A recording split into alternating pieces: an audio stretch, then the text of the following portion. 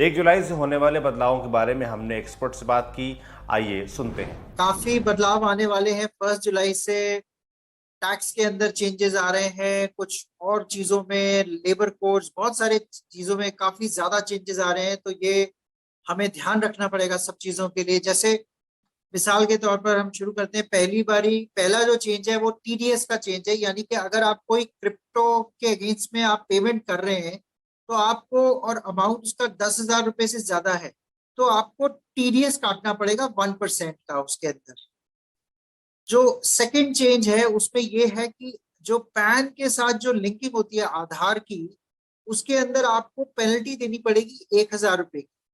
आपको ध्यान होगा कि अभी तक जो पेनल्टी थी वो 500 रुपए थी, और 31 मार्च तक ये पेनल्टी थी नहीं, लेकिन अब ये आपको 1,000 रुपए देनी पड़ेगी।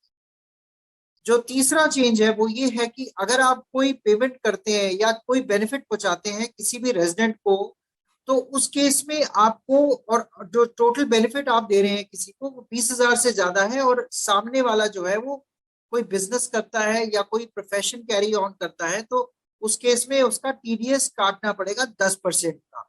इस मिसाल के तौर पर अगर कोई फार्मास्यूटिकल कंपनी है, वो डॉक्टर्स को गिफ्ट देती है, सैंपल्स देती है, तो उस केस में भी उस कंपनी को उनका टीडीएस 10% के रेट से काटना पड़ेगा, अगर टोटल बेनिफिट जो दे रही है वो 20,000 से ज्यादा है।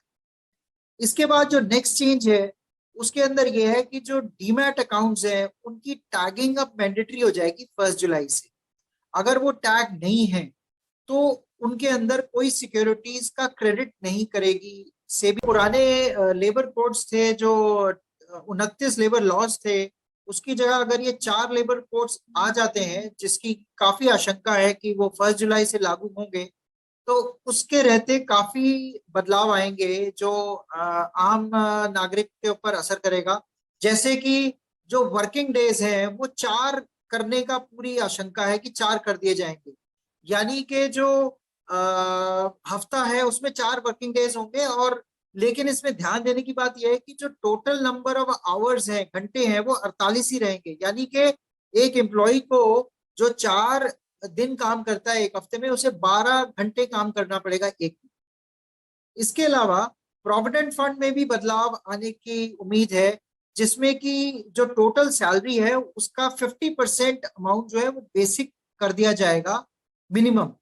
और जो कंट्रीब्यूशन है उसके हिसाब से बढ़ जाएगा, यानी कि जो टेक होम सैलरी है वो कम हो जाएगी। इसके अलावा एक अर्ली पॉलिसी गवर्नमेंट लाने वाली है, जिसके तहत कि जो आपकी जो इनकैशमेंट है वो 300 दिन तक अलाउ कर दी जाएगी कैरी फॉरवर्ड बेसिस पर। यहाँ पर मैं एक चीज और बताना चाहूंगा कि जो गवर्नमेंट डिपार्टमेंट्स हैं वो 30 दिन के हॉलीडेज अलाउ करता है, और जो डिफेंस एम्प्लॉयज हैं उनके लिए 60 दिन का अलाउ करता है। इसके अलावा जो बहुत महत्वपूर्ण एक चेंज करने जा रही है गवर्नमेंट 1 जुलाई से, उसमें सिंगल यूज प्लास्टिक जो है वो बैन कर दिया जाएगा। यानी कि कोई भी सिंगल यूज प्लास्टिक आप ना तो बना सकते हैं, ना बेच सकते हैं, ना डिस्ट्रीब्यूशन कर सकते हैं। इसमें गवर्नमेंट ने 19 आइटम्स को आइडेंटिफाई किया है जिनको कि कंप्लीट बैन कर दिया जाएगा। इसके अलावा जो है टू व्हीलर्स के रेट्स बढ़ने की पूरी पूरी उम्मीद है, क्योंकि इनपुट कॉस्ट बढ़ती जा रही हैं। और आप देख रहे हैं कि डॉलर के रेट्स जो हैं, जो कि 79 रुपीज का कल होके चुका है, और ये आशंका है कि ये और भी ज्यादा बढ़ेगा। एसी के प्राइसेस भी बढ़ने की पूरी पूरी उम्मीद है, 3% से 5%।